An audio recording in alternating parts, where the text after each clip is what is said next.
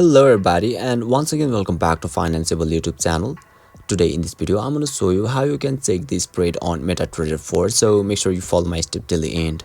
First thing first, I assume that you have already downloaded the MetaTrader 4 app, and once you open it you will be able to see the interface on in the screen where you can see lots of forex option to trade, and in every symbol you will be able to see the spread option just down below the symbol, where you can see in EUR USD it's spread 22, in GBP USD it's spread 27, and in USD JPY spread 87, and so on.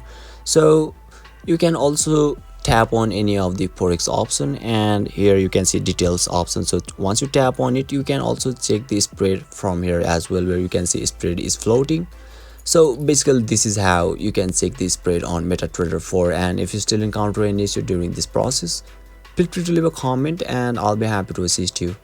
If you found this video helpful, please give it a thumbs up, and if you are new to this channel, make sure to hit the subscribe button and set the bell icon to on so that you can stay updated with our latest content.